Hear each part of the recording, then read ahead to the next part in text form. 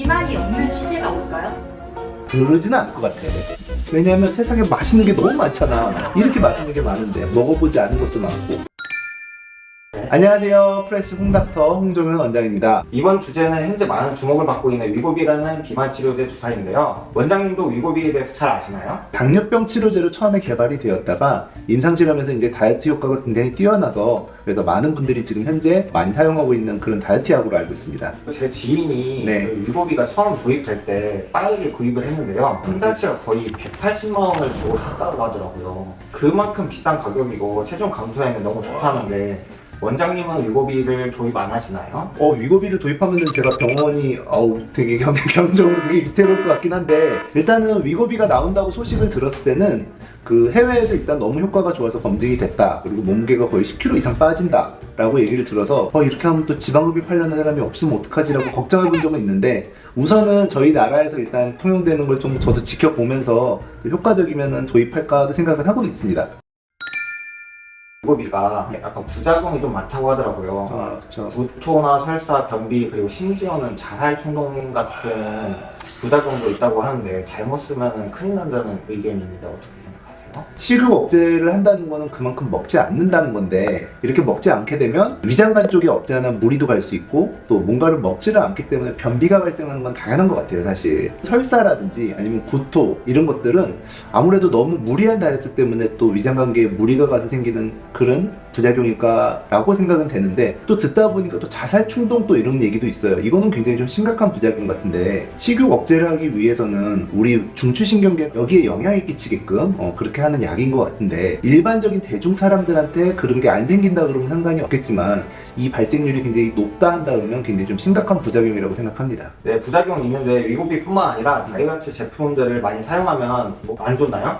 다이어트 약이 사실 우리가 의학적으로 다이어트 약이라는 거는 없어요. 사실 실질적으로 그거를 허가받은 약은 제니칼이라든지 이렇게 지방 흡수를 안 하게 하는 약 정도인 것 뿐인 거지, 식욕 억제제라는 거가 실질적으로 의학적으로 처방이 되는 약은 아니거든요. 어떤 부작용, 식욕 억제를 하는 그런 기분이 들게끔, 그런 걸 참을 수 있게끔 하는 정신과적인 약들을 처방하면서 그런 부작용적인 효과를 누리면서 다이어트가 되다 보니 이게 많이 통용이 되기 시작한 것 같아요. 몸무게가 너무 빠르게 빠지다 보면은 탈수 현상도 있을 수 있고 영양결핍 같은 것도 생길 수도 있을 거고, 이런 건강적인 문제도 있겠지만 살이 빠지면 예뻐져야 되는데 너무 급격하게 빠지다 보니 몸에 탄력들을 잃어가지고 몸들이 또 다 처지고 너무 많이 빠지고 이런 경우도 있다고 하더라고요. 위고비 페이스 내지는 오젠픽 페이스라고 이제 얘기를 하는데, 이제 주사를 맞고 너무 급격하게 살이 빠지다 보니까 얼굴이 너무 해골처럼 빠진다든지 또 축축 늘어진다든지 이런 것 때문에 해외 전후 사진 이제 이런 것들도 저도 한번 본 적이 있는데 너무 심각하게 좀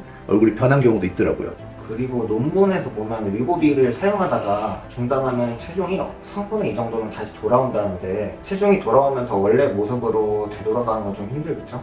우리 몸은 항상성이라는 걸 유지하게끔 돼 있어요. 호메오스타시스라고 하는데, 항상 우리 몸은 일정하게끔 유지하게 하는 거지. 그래서 우리 몸무게도 더 이상 어느 정도 일정 식사를 하면 항상 그대로 유지하려고 그러고, 많이 먹었다 하더라도 살이 당장 막 5kg씩 뿔지는 않는 거죠.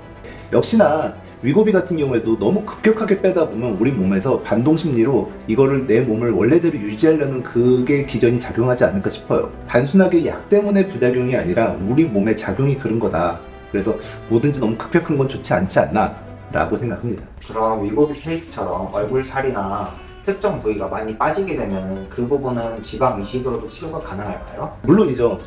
그런 걸 하라고 또 제가 있는 거 아니겠습니까? 위고비 페이스를 보면서 이제는 결국은 페이스리프팅의 세대가 왔구나, 지방 이식의 시대가 왔구나 라고 생각을 하게 됐는데, 사실 이렇게 천천히 빼라고 제가 얘기를 해도 다이어트 하시려는 분들은 또 욕심이 많기 때문에 어쩔 수 없이 효과가 좋다면 급격하게 살이 빠질 텐데, 만약에라도 얼굴이 너무 심하게 빠지거나 아니면 얼굴이 너무 심하게 늘어지거나 한다 그러면 지방 이식이나 아니면 안면 거상으로 해결을 하시면 될 것 같습니다. 그럼 식욕 억제 주사 그리고 지방 흡입 이식, 이 수술들을 병행하면 더 좋은 효과를 볼 수 있을까요? 꼭 그렇다고 저는 생각은 하지는 않고요. 식욕 억제를 해서 다이어트 하는 거는 온 전신의 모든 지방들이 빠지는 거기 때문에 전체적인 비만, 꼭 필요한 분들은 사실 고도비만인 분들이죠. 전체적인 지방들을 빼고 싶다 할 때는 이런 약들을 조금 보조적으로 이용하시는 것은 좋은데, 지방 흡입의 경우에는 다른 부분들은 다 괜찮은데 얼굴만 살이 많다든지 아니면 부분적으로 복부에 비만이 있다든지 이렇게 부분적으로 있는 것들을 해결하고자 할 때는 다이어트 약보다는 부분적인 비만 해결에는 지방 흡입이 맞다고 생각을 합니다. 수술은 조금 무섭고 일단은 다이어트를 해보고 난 뒤에 안 빠지는 부분에도 수술을 해보자 이런 분들도 있을 것 같고, 변수들은 사실 많지만 부분적인 비만을 해결하는 거는 그냥 지방 흡입이 낫다라고 생각하는 건 맞는 것 같습니다.